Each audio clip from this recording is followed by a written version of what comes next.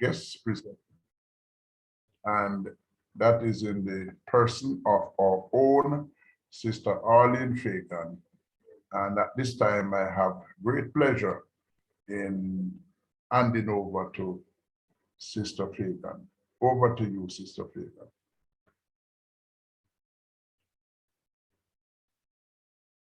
Thank you, Bishop. Greetings to our Bishop, all of you, my brethren, in the wonderful name of the Lord. So glad for this opportunity, even to be able to share. Though I must tell you, I'm really very tired. But I hope I will be able to stay away. I didn't come home till after 6 this evening. That was really a busy day. Yourself. Pardon me? You can stop when you feel you can't go any further. Okay, but it won't be complete if I stop before the end. Okay. Anyhow, brethren, tonight we just want to be able to look at something that is a common area for a lot of persons. Every one of us have heard about cancers. And tonight we're going to focus mostly on breast cancer and why screening, the role that screening plays in breast cancer prevention and even treatment and management overall. All right, so am I able to share now?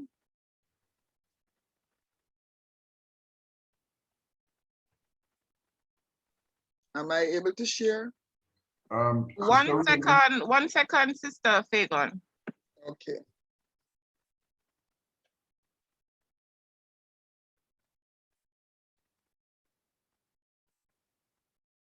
You can go ahead now.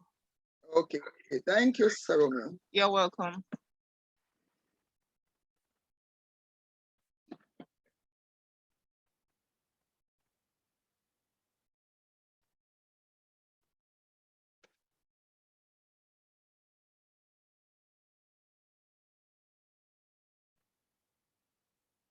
Okay.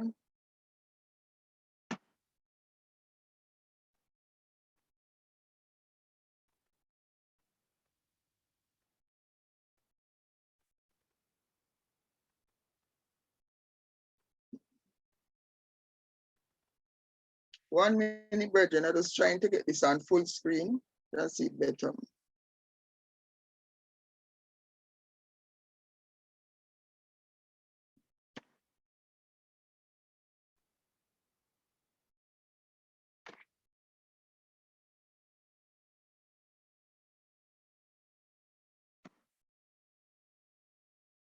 Okay. I think you will be able to see it much better now. All right, brethren. All right, so as I said, we want to look at breast cancer. So the topic is the role of breast screening in the early diagnosis of breast cancer.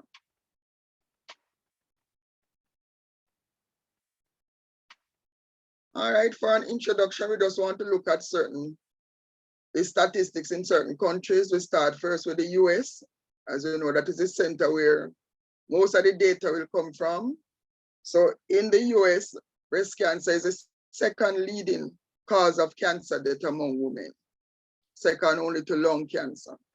But in Jamaica now, breast cancer is the leading cause of cancer-related death in women between the ages of 25 up to 50. Well, above the age of 25, actually. They didn't really give a closing age. Right, so in Jamaica, though, we have what we call a high mortality rate. That means that the death rate from breast cancer is much higher in Jamaica compared to the developed countries like the USA. All right, and the main reason for that is that cancers are not being diagnosed as early in Jamaica as it would be in the developed countries. And we know one of the main reasons for that is that in Jamaica, we have a tendency to wait and see, or to say we are going to watch it. Many women I have interviewed who I have, doing mammograms and so on, they'll tell you when you ask them, boy, why did you take so long to come to the doctor with this? They were trying this or that home remedy. They were watching it and so on. And sometimes when they come, they do present, it is so advanced. I've seen people with the breast is just so huge, they have to even have towel over them to cover the area because it is so obvious that something is wrong. Sometimes the breast is even like forming to a sore, running sore, smelly, all those kind of conditions. Because people don't like to go to the doctor and they don't want to hear the C word, that is cancer. So they try and do everything else, some people hoping that maybe it might disappear, because I believe sometime at the back of their mind, they might suspect that it is, it is cancer, but they say, let me try this, or let me pray, or let me do that. Let me go to this doctor or that doctor. Some people go to bush doctors. We know a lot of Jamaicans do that, because some people also believe that if somebody do them something, why the breast is swelling. So they have to try to find out is who caused them to be sick, and all kind of reasons. So these are some of the reasons why we present later. And so, of course, the death rate will be higher. The mortality rate is higher in Jamaica compared to other countries where people would seek after medical care much, much earlier.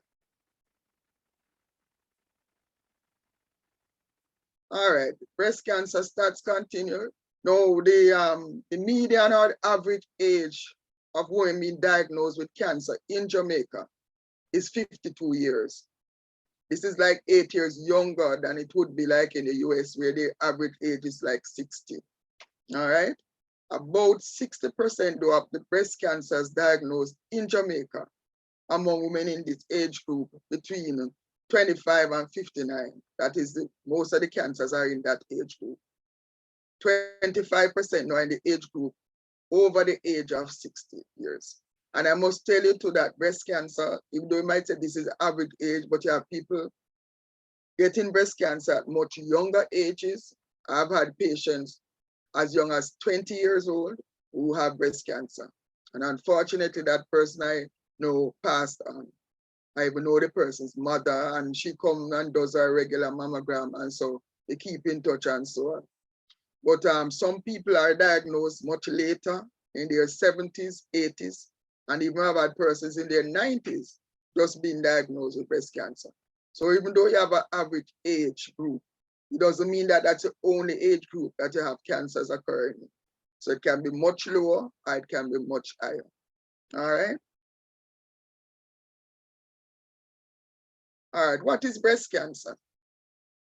All right, well, breast cancer is just really cancer that forms in the tissue of the breast.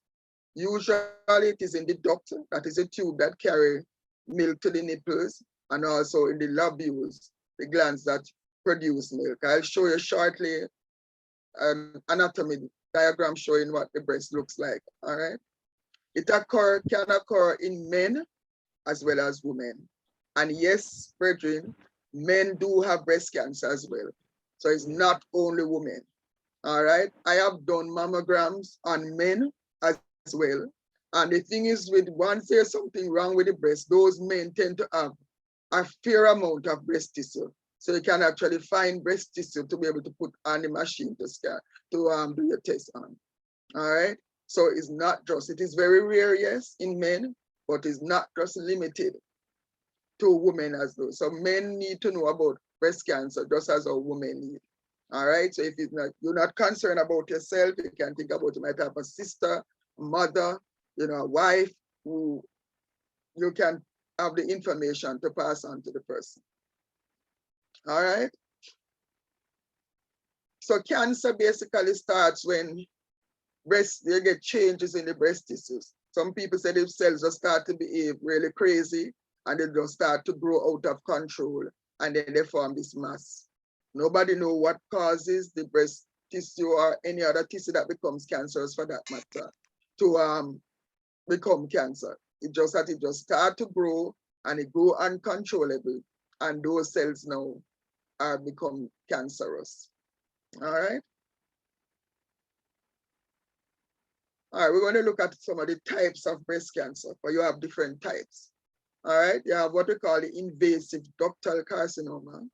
And the cancer is formed in the duct, but is grow into other parts of the breast tissue. All right, so it start to invade other tissues.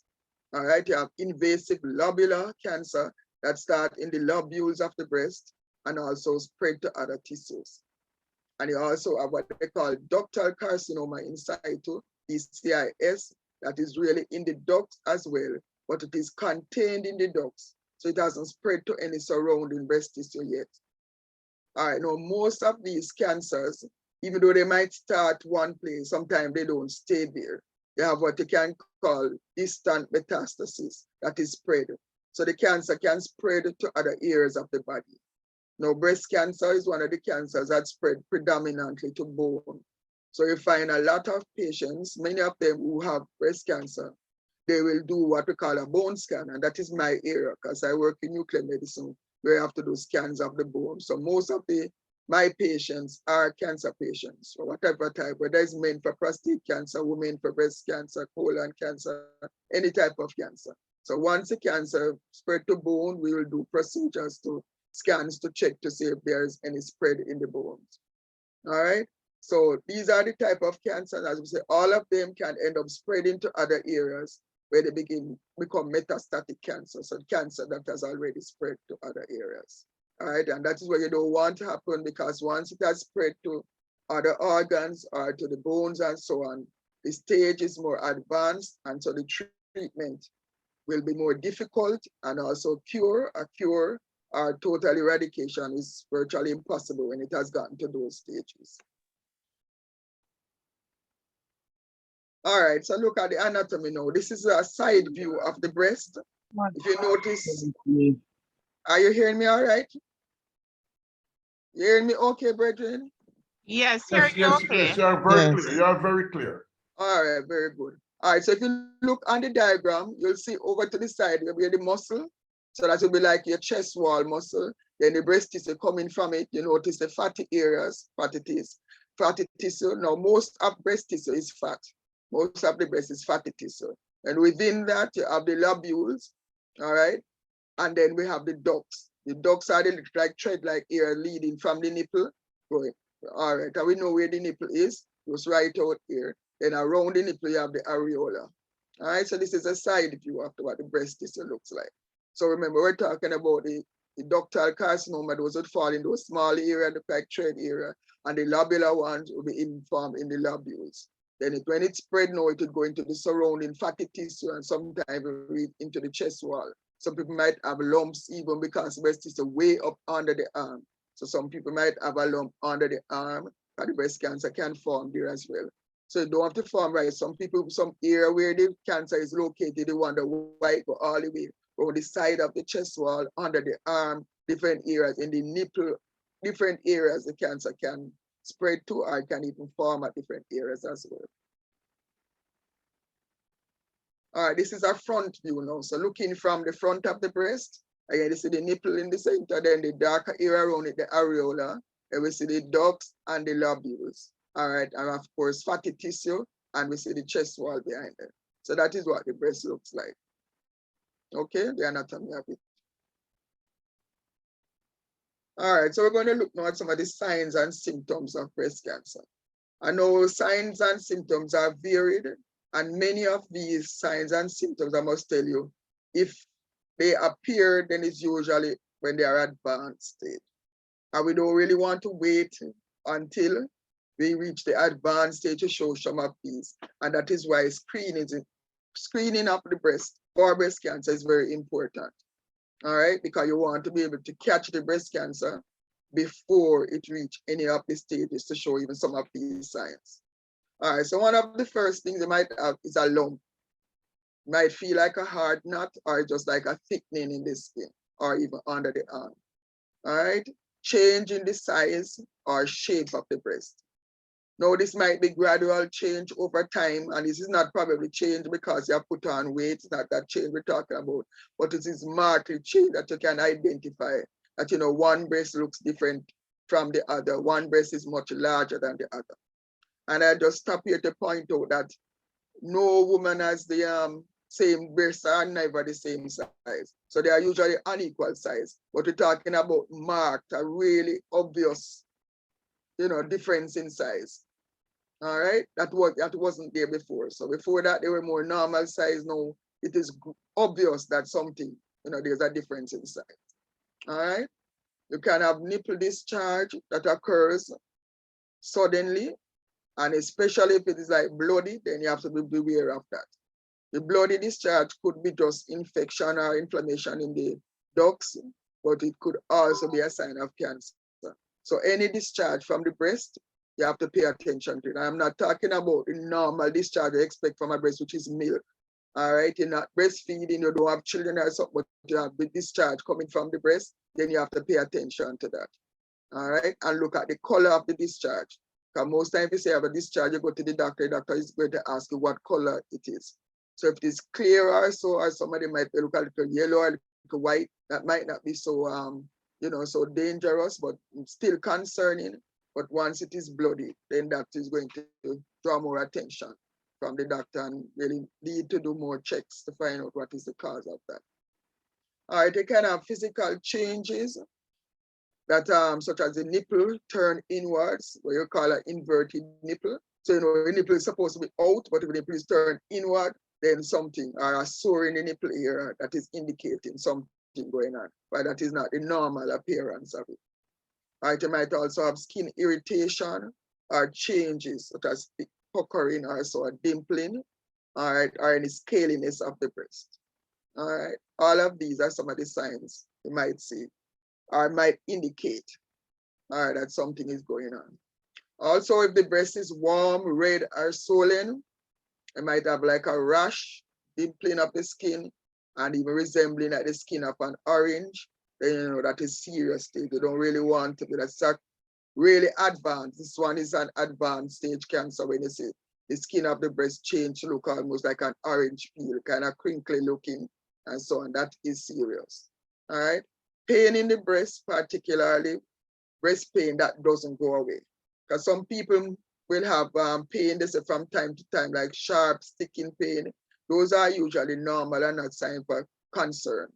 But if you find a persistent pain, is there and it is not going away, then that is some cause for concern and would prompt you to know that you need to go to the doctor to have it checked. All right. All right, so this diagram is just showing you some of the same things I mentioned, the signs and symptoms, how they would look. All right, so you can just look at the picture, probably zoom in and you'll see how the lump would look.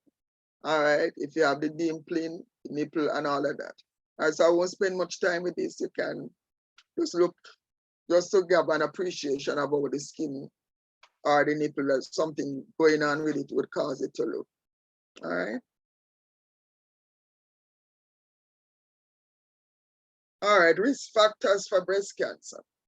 And this is an area where a lot of people might say, oh, I don't have anybody in my family with any history of breast cancer, or I do, but I can tell you sometimes you don't have to have any of these risk factors at all in order for you to get cancer or be predisposed to it.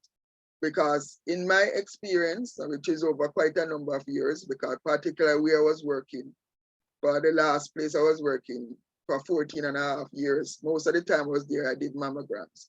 So I spend a lot of time with the patients who are doing mammograms. And most of them, even those might come for their bone scans after they have been diagnosed, when you interview them and find out about them, some of them have no family history. Nobody else in their family has ever had any type of cancer, let alone breast cancer. So they are the first one being diagnosed in their family with breast cancer or any type of cancer for that matter. All right, some of them will say also their lifestyle, they live a healthy lifestyle. So they will eat right, they take their vitamins, they walk, exercise, they drink a lot of water, they don't eat up a fatty food, things like that. So they are the most health conscious one in their family, yet they develop cancer. So even though I point out these risk factors, it doesn't mean that if you don't have any of these, you cannot get breast cancer. All right, but I'm just going to go through them nonetheless. All right, so family or personal history of cancer. So anybody in your family has cancer, then they say that give you a higher risk of developing breast cancer or cancer in general. All right, gender. So just being a woman, because women have breasts, so just being a woman with breasts predisposes you to having breast cancer. All right, age is also a factor because as you get older, your tendency of developing cancers increases. All right, genetics too. Only about 15% though of women have genetic predisposition. All right, if you begin menstruation at an early age, for example, like 9, 10 or so, they say that you are more likely to develop breast cancer. Also, if you had your first child at an older age, then they say that also predispose you to getting breast cancer. Also, menopause also can also predispose you to getting breast cancer. 1 second, checking some. Everybody following me so far? So far, Yes. so good. Guys, so far. So All far, right, so good, good. good. Yeah, we like to hear that somebody listening and talking back to me. All right. Okay, just checking something quickly.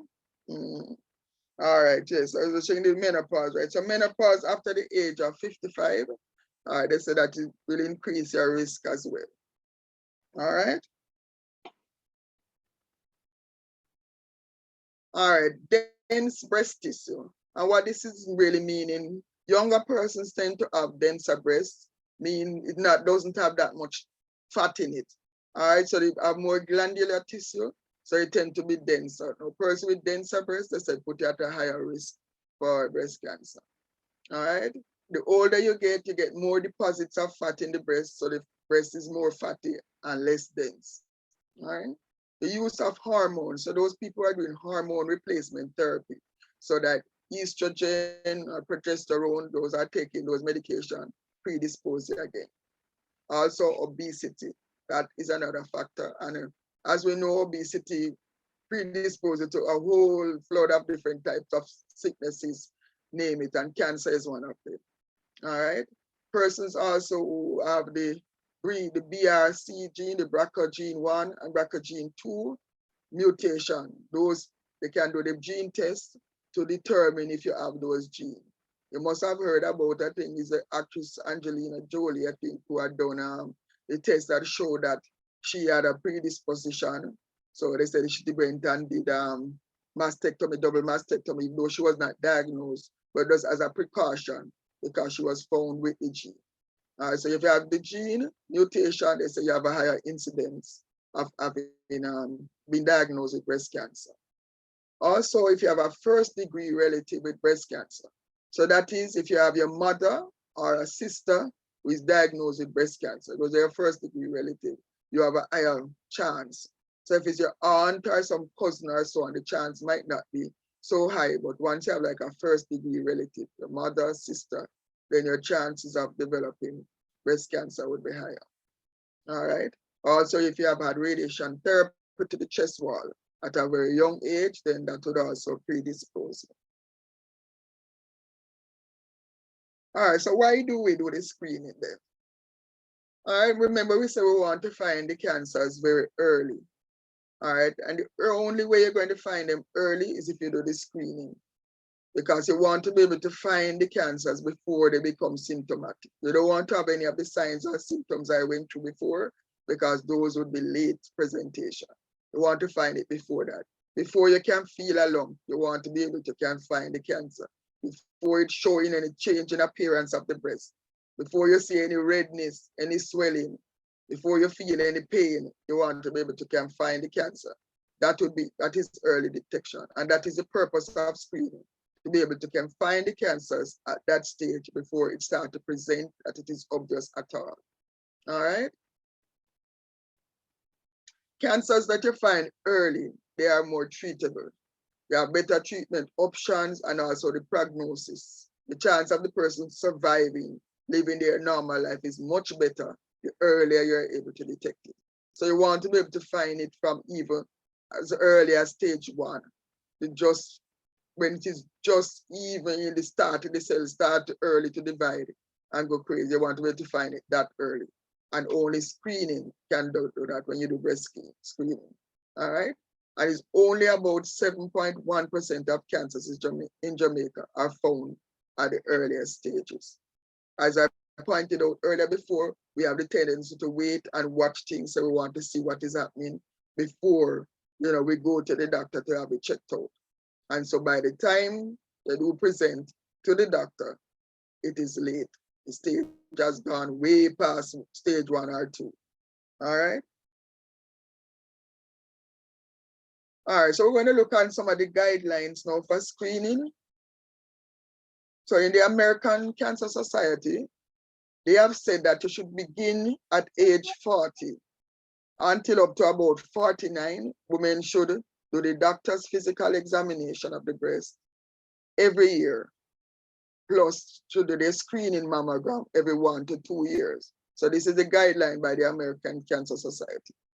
Then from age 50 now onwards, they say you should have the physical examination of the breast, that is by the doctor, and the screening mammogram every year. That's their guidelines. But we have some guidelines in Jamaica as well. So we're going to look at our recommendations. So in Jamaica, recommended by the Jamaica Cancer Society, that women should have what we call a baseline mammogram at age 35. So that is the first mammogram they're going to be doing before you have any indication at all of anything being wrong. You just want to know how the breast look normally. That is called the baseline mammogram. So they recommend at age 35, you should have that. Then you continue now at age 40, doing your screening mammograms every 2 years until you reach about age 49. Now from age 50, you should do your annual mammogram. So that is yearly. So every year they recommend 50. From time to time, they have made adjustment to the recommendations. We find a lot of persons that say, no, you should start screening later because some people believe that the radiation can cause, from the mammogram can cause breast cancers. But I can tell you that the radiation from mammogram is very low. It's really low energy X-rays that are used to do mammogram. So it's not a lot of radiation being, plus we have developed even more advanced technologies. The first time we used to have like analog machines that have to take and to develop pictures. We don't even have those anymore. We have digital mammograms, everything comes up on the screen. So you don't even have to go do more than one picture. You can see and adjust the brightness and get to see much more. Plus we also have 3D mammogram units now. They can take like a tomo, you can get to see right around the breast when you do the scan, so that you can, save a lot. You can pick up things much earlier and you reduce the radiation dose to the patient, things like that.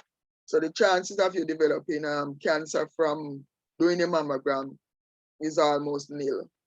All right, but some people are just scared of radiation. Once you mention the word radiation, they don't want to have anything. But the mammogram, as we know, that is the main screening tool we use in Jamaica. All right. Now, for patients who are at high risk, screening should start at least 10 years earlier than the onset age of the first degree relative. All right, so I just explain this a little. Say you had your mother was diagnosed with breast cancer at say age 40. All right, you know as a daughter should start doing your mammogram 10 years earlier than that. So it means that you need to start your mammogram from age 30. Now remember, we said the baseline mammogram was at age 35. I can tell you incident because of the risk. If you have a higher risk of it, then they will allow you to do it at earlier stage.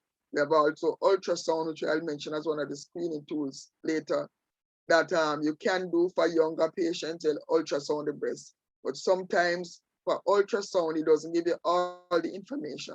You need to have a mammogram to compare what you see on the ultrasound. So it's not just one modality you're using the mammogram, you're using ultrasound, in some cases you use MRI and other stuff. All right. Good. So if the relative, your mother, was diagnosed at about age 40, then you should start doing a mammogram from age 30, at least 10 years earlier. But chances are you might develop the cancer much earlier than that. So they say start screening early, check for it as early as possible. So they recommend 10 years earlier. All right. All right, so the breast screening methods that we have now. Mammography, that is the commonest one. Everybody knows about mammogram. The clinical breast examination. All right, you have the breast self-examination. That's the one that you do for yourself, and we'll go through that later on as well. You have ultrasonography. I mentioned ultrasound. The ultrasound is done in conjunction with the mammogram. As I say, you don't get all the information just from the ultrasound. All right, and you have magnetic resonance imaging, that is MRI you have heard of. All right, but we don't really use the MRI for screening. For one, it is very expensive, and it's not a lot of centers. We need to have MRI offer the breast MRI. I use these certain things to be put on the machine to be able to allow you to do the MRI of the breast. All right, so it's not as widely available, but mammogram is widely available, and that is the main screening tool that most persons will use, in conjunction, of course, with doing the examination and doing ultrasound. All right.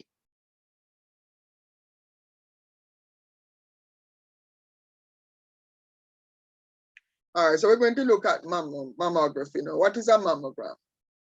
As we know, it's an X-ray. As I told you, it's a low-dose X-ray of the breast. All right, it produces images of breast, and we normally do like 2 views each of the breast. So we'll do, as I show you, saw the breast in the anatomy, the side view and the front view. So in mammograms, we have what we call oblique views. The left, like we do a left oblique view for the left breast, and then we do have what we call craniocardial from top to bottom of the breast. So we have different views we'll do, and we do for both breasts so that they can compare what is seen on one versus the other. All right. So mammogram is very important in the early detection of breast cancers. As we say, some abnormalities, you can't wait for you to see any signs. You have to try to find them as early as possible before you can feel anything at all. All right. And that is the aim of mammography, to be able to find them before you have any symptoms at all. All right. And mammogram is the only screening tool that will pick up the cancers from very, very early. And so in this way, you can reduce cancer deaths from breast cancer we're talking about. All right, mammography is usually done by a specially qualified radiographer.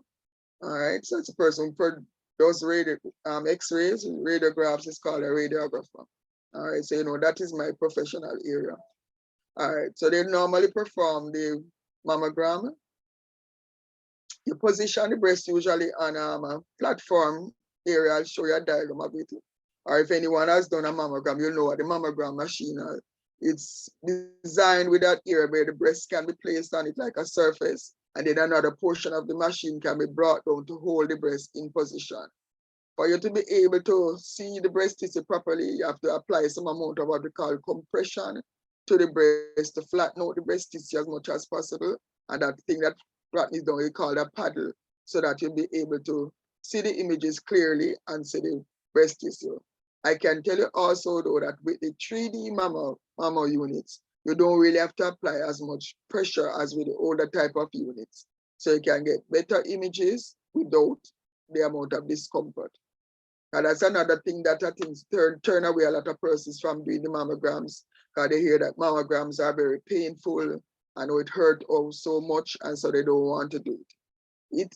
Yes, it is uncomfortable, I can tell you that, but it is not really painful. It is not painful, it causes some amount of discomfort, but it is not really pain. Okay. And of course, the skill of the person doing it as well and experience will help to lessen the amount of discomfort that you would experience doing it.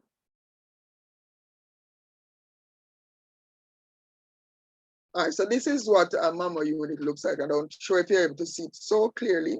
The first one you're seeing is like the control area. We have the computer organized. So this is really one of what the 3D unit would look like.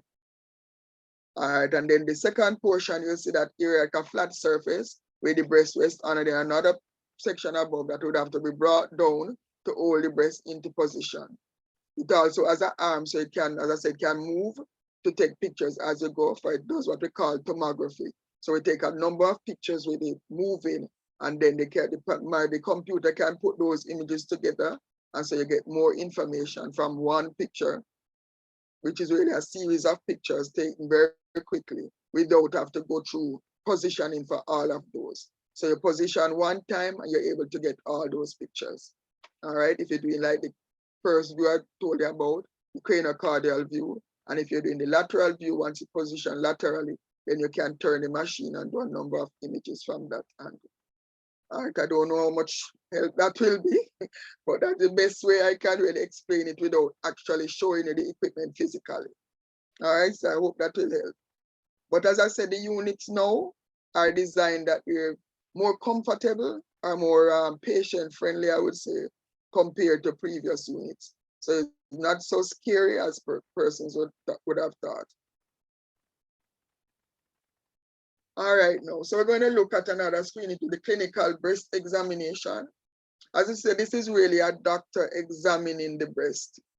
A doctor or other health professional like a nurse or so can examine the breast. So these are persons who have been trained to know how to check the breast for lumps or for any irregular feeling or unusual feeling. All right, so they would know how the normal breast tissue would feel, to know, to palpate and feel if there's anything abnormal in any area. All right. So the doctor generally just feels the breast, feels under the arm, and they have certain manner, a certain pattern of how they'll do it, either from inside out or somebody from out in or in a circular manner. And as I said, we'll show you in the breast self-examination, the diagram to show you how the examination of the breast is done. If you're doing your own personal self-examination of the breast, you'll be required to do it similar manner, the doctor would be doing it. All right, but over time and with experience, you learn to do it much better. All right, so this is what the diagram of the breast self-examination shows. So first you're required to be able to look, look in a mirror to see if the breast look the same way. So you look with the arm down, then with the arms held high. So you can look at both breasts to see if they look the same way.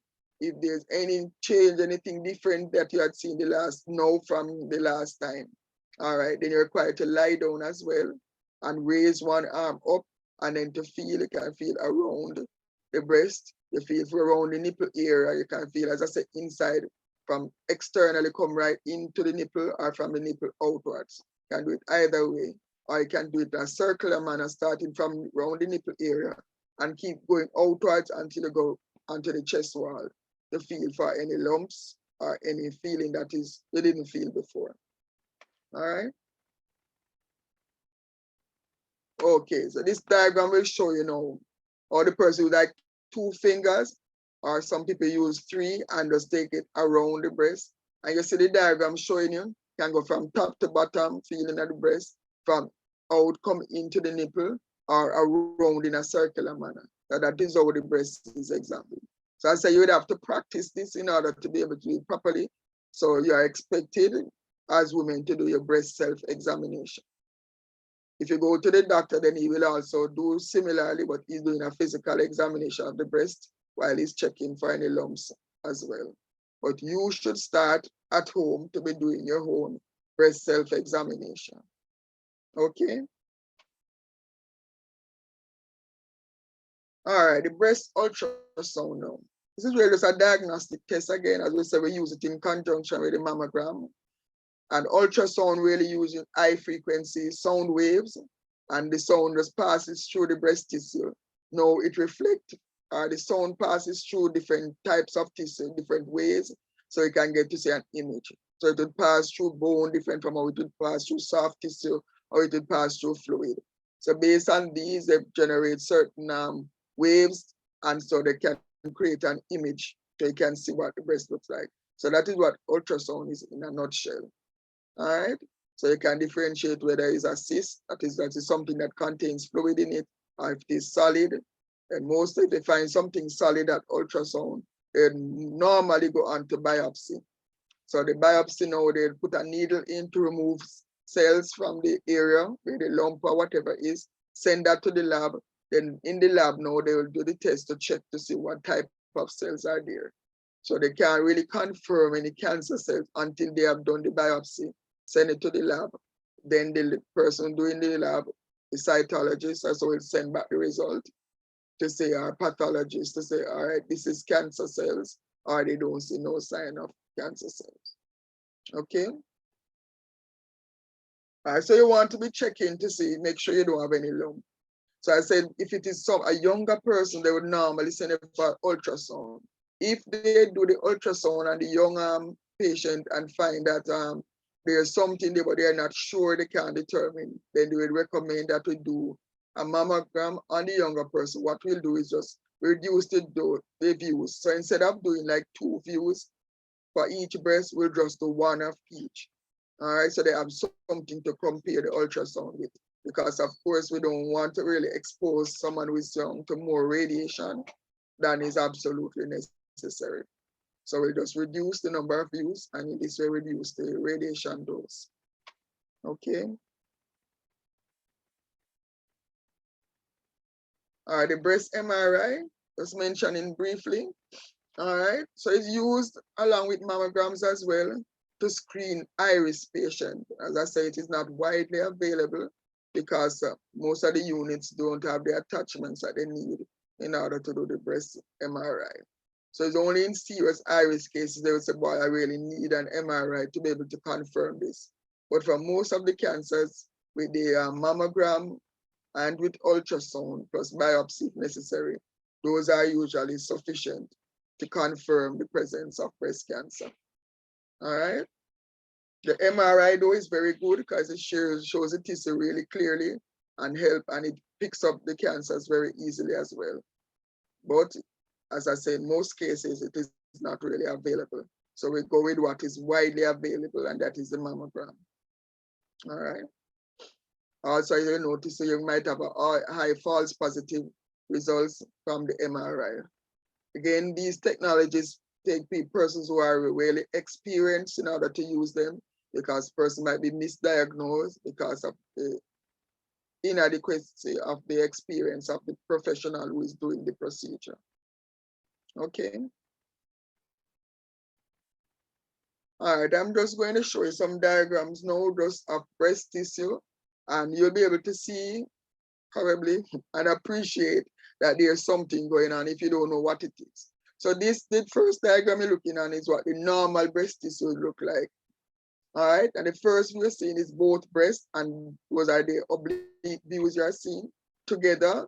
So you'll see both breasts together, and then over the other side is what we call the craniocaudal, or top to bottom views of the breast tissue.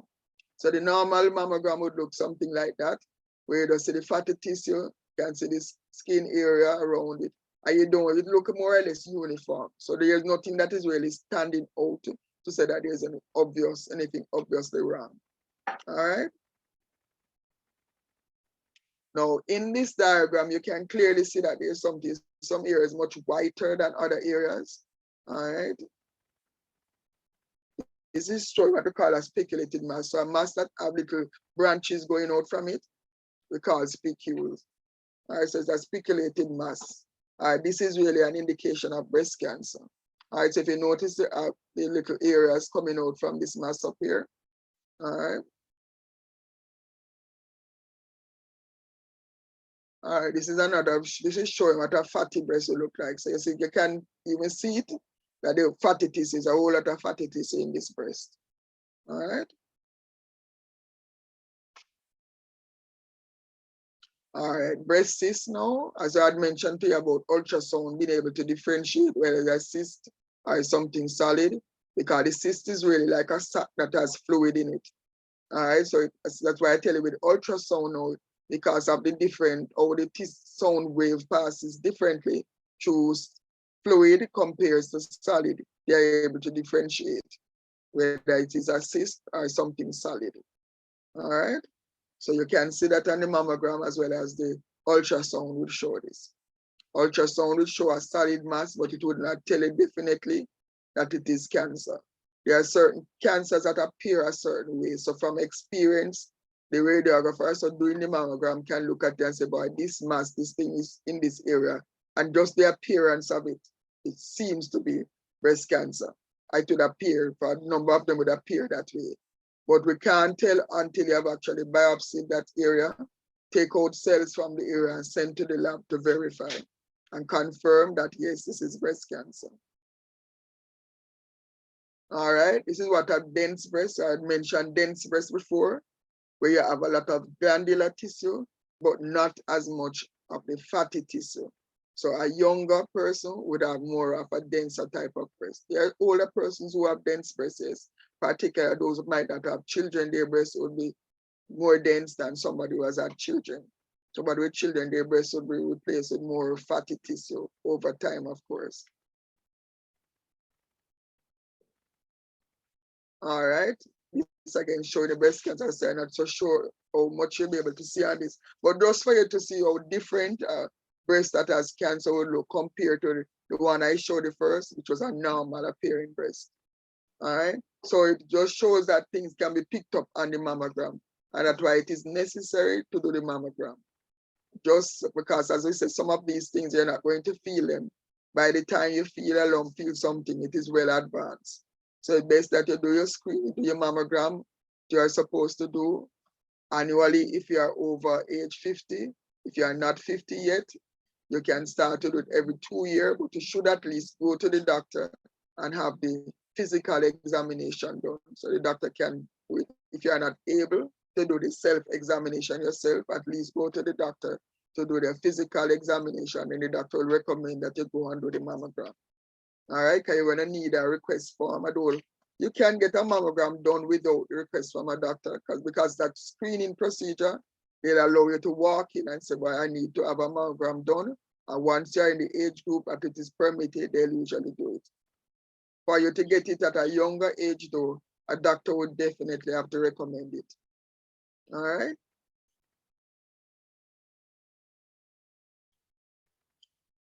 All right.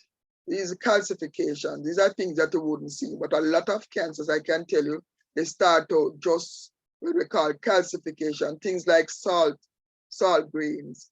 So very fine little white dots you might see on the mammogram when you do it, and so on. And person looking at it without experience might say, okay, it's just an unusual appearance, but it's nothing. But when you check out that particular area, if they were to biopsy it and send the cells to the lab, they would come back with a confirmation of cancer. So many of the cancers present just like that, just like little calcifications. And these, there's no way you could feel these because they are really so small. All right, so it'll show you how important it is to do the screening, do the mammograms, when you can see these things before you can feel anything at all.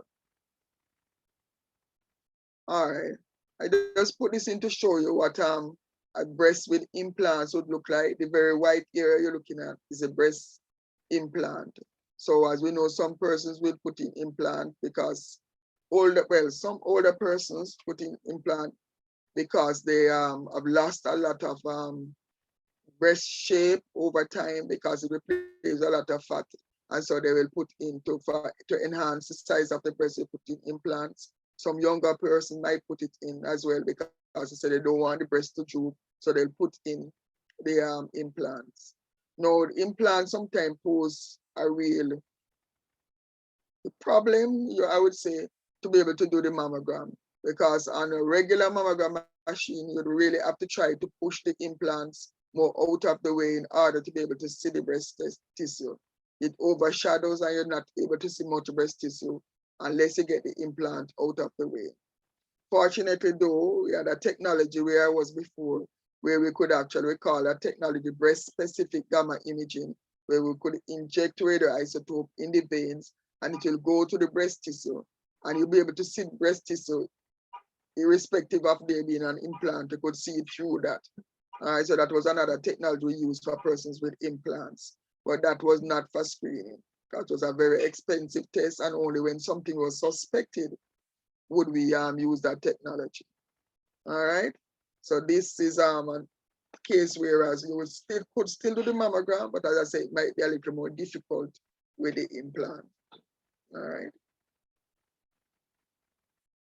All right, this is something in the duct that they call intraductal papilloma. Remember, I showed you the diagram of the ducts before, where the duct was a tube coming from the nipple, going back into the lobules. All right. So you can see that where you can have cancers forming all over. All right. In the ducts, in the lobules, under the different areas. Once there's breast tissue, cancers can form there. Okay. All right, we just want to highlight now So reminder some of the points that you should focus or try to remember even from this presentation. That screening for breast cancer is very important. All right, I hope I have gone through enough to let you realize that it is really very important. If we don't screen, we are not going to be able to find the cancers early. All right, mammogram is the only screening tool that can help you to find cancers early before you can feel anything at all. Other technology like ultrasound, they would not do it until you feel something. Mammogram, if you don't feel anything at all, you just go and do your mammogram, they can pick up something early. All right. A woman should start having a mammogram by age 40. All right. Before that, I say you might have a baseline mammogram, but at least by age 40, you should have had your first mammogram. After that, as we had gone through, you do your every other year, so every 2 years, you do a mammogram until you reach up to 49. But from 50 now, you should do your annual mammogram. And you should also, along with that, go to the doctor, your gynecologist, and let them do the physical examination. A general practitioner can do the physical examination as well, but it is best since the gynecologist would have more experience in that area to do, along with doing like you're doing a pap smear, you can do the physical for the breast and then get the requisition to go and do the mammogram. Okay, I think this is where we are going to end it. So I will stop here, brethren. I hope that this presentation has been a help to you and maybe something you didn't know before, you know, or it has strengthened something you knew before.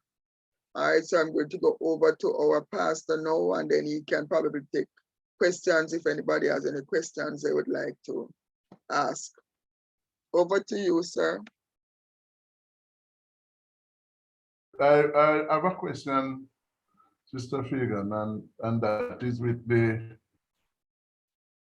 you were more so addressing the female aspect of it. But Right. but the male, I'm thinking that you mentioned that the breast can be inverted, can be The nipple, the nipple, sorry. Yes. Nipple can be Just mean it turn in instead of being out. out. Out, it more go inside, turning in. Right. So that could be a sign that we should. Yes, it could be a sign of something going on there that need to be checked out. Okay. Okay. Thank you very much. Thank you. All right. Yes, sir. Welcome, sir. Any question for Sister Fagon while she's here?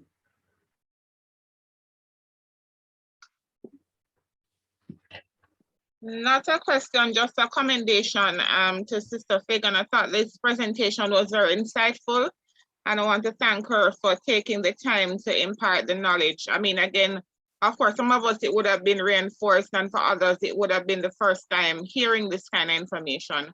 So I want to thank her for taking the time to present it to us tonight. Good. You're welcome, sister. Any more questions? And sorry, any more comments or questions from anybody before we go?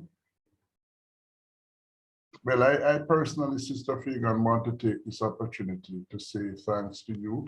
I am really feeling good. I know that we need information like these, and the information like these are very expensive to get. And when we have our own that can come and enlighten us, I feel that is a step in the right direction. And I'm feeling so happy. I know that I have friends that I can maybe send it off to who may need to know these things. All right. I sincerely hope that we don't have an invoice coming due. No, sir. But thank you very much again, Sister Fagon, and we feel so good tonight. I am feeling so good. I learned a lot, and I'm really enlightened. All right. So very good. You're welcome, sir. So nobody has anything to ask. Everybody is comfortable. I have a question, Sister Fagan. Go ahead. All right, so I've known individuals that have done the Not mammogram. hearing you. Oh, you're not hearing me? Yeah, I'm hearing you now. Go ahead now, Sir Claudia. If an individual does the mammogram and because the breast is dense, as you had mentioned earlier, and Mm-hmm. they're required to do an ultrasound, Mm-hmm. really, how should I put it now? If the person is supposed to do a next mammogram, would it make sense to do the mammogram or can they just do the ultrasound? Since more than likely the same situation would stand. Oh, you mean another time or at the same time when they were doing the mammogram? Next schedule for mammogram. Oh, Then for the next year or 2 years instead time. of doing a mammogram, why not just do an ultrasound? As I said, they'd have to do the ultrasound in conjunction with the mammogram. The ultrasound by itself is not really diagnostic. So they would have to do a mammogram in conjunction. And some centers I know they routinely, if the person come for a mammogram, they routinely do the ultrasound as well, and they just report it to almost as one procedure. They just report both tests. If it's a center where they don't offer the ultrasound, they'd have to make the recommendation for the person to go somewhere so they can get the results for the mammogram, take it with them to the center where that offers the ultrasound. So they'll be able to compare what they see on the mammogram with what is presenting on the ultrasound. I hope that helps. Thank you. Is like, did that help you, Sister Claudia? It helps, but um, what I'm saying is that each time the mammogram shows that the breast is dense. It's dense. Right. So I'm saying, would it make sense to repeat a mammogram the next time? But you answered the question. What I will tell you that each time you do the mammogram, you should do an ultrasound at the same time as well. And you know, if you know the person has dense breast, then do the mammogram and the ultrasound same time. Okay. All right. Yes. Anybody else? Not a question. I just want to commend you on a very wonderful presentation. It was really concise and Thank very you. explanatory. So that's why there's not much questions. Okay. Yeah. I was that good at explaining. Yes, yes, the details are there. So I Okay, bless thank you. you. Mhm. Thank you. So am I to take it then that all the brethren, females, and once you're in the age group, you're going to start doing mammograms, so or at least go and get your examination done? I'm starting a long time. Okay, very good. Very good. Everybody, every female on board is doing the mammogram once you reach the age. But Sister Fagan, sorry again, me again. Mhm. While the female are expected to do a mammogram, Mhm. the male don't really have the breast as such to to do that. So how would you know for early warnings apart from the inverted breast Well, the nipple oh, or so? well, the men do present with lumps too. They might even have discharge from the nipples too, sir. As Okay, I told you, I do mammograms for men as well. okay, So I've done, so they do have breast tissue. You'll be surprised to know I have done some men who have more breast tissue than some women. Yes. oh, So, yes, so once they have a problem, they do have breast tissue. You'll be surprised. And enough breast tissue that will show up clearly on the mammogram. But they usually have some sign though. okay, So they are not going to probably present as early because it says not a lot of breast tissue. They're probably not natural for a man to be checking their breast tissue. So something would have to happen. They would feel a lump, there might be a swelling, or they see something coming from their nipple and wondering what it is, and then they would go to the doctor. okay, So most men then would present late. They would yeah, present early. Because we know okay, a lot of men not going to the doctor. There are some men who will go to the doctor while others are not going very often. yeah, So something has to happen to force them to.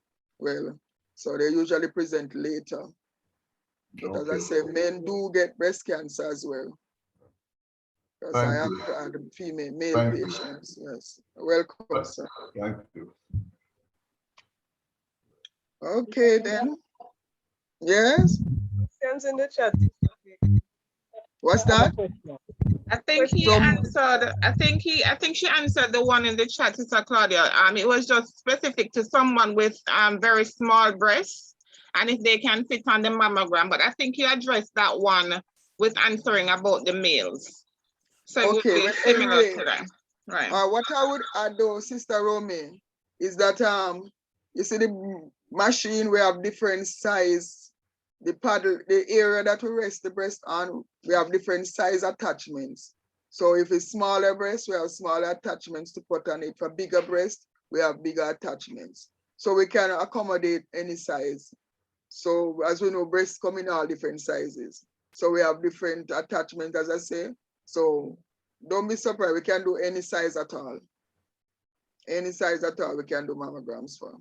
All right, thanks, Sister Fagon, and thanks, Sister Claudia. The person, I believe it's Sister Christine, I'm not sure, but the person said thank you.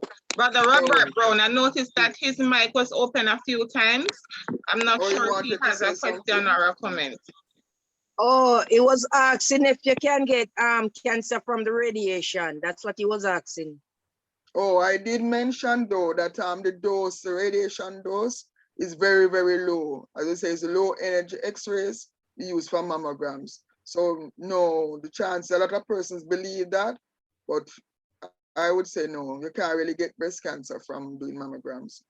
A lot of patients sometimes ask a boy at what age they should stop, but you take it right up until as long as you can go, because patients in their 80s, 90s are so still doing their mammograms. So once you're alive, once you still have breasts, you still do your mammograms.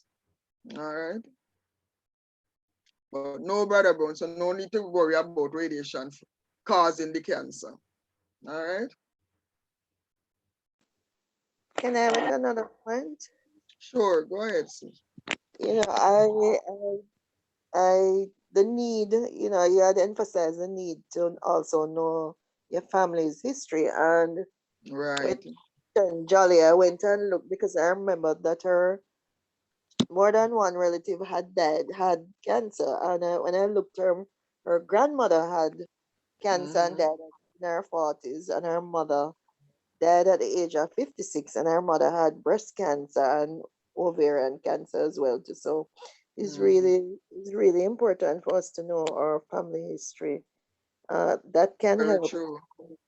to really aid in preventing some of the things that we can the illnesses.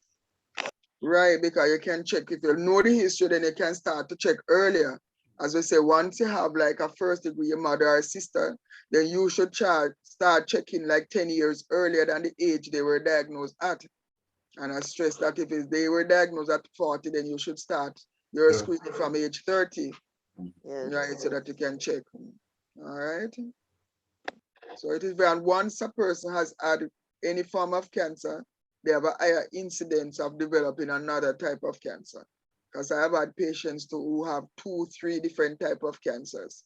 Wow. So they have ovarian, as I mentioned, they have breast cancer, some of them have thyroid cancer after that, you know, and men too, not those women, some have prostate cancer, they have colon cancer, they have thyroid, they have all different type of cancer. So one cancer is like a kind of predisposed to have other type of cancers. All right, I remember too, you don't even have to have any family history. As I tell you, a lot of persons, they are the first one in their family who has cancer. So it can be no family history at all. It's just that with the family history, the risk is greater. Okay. Can I ask a question? Sure. No, well, not a question. I'm asking your opinion.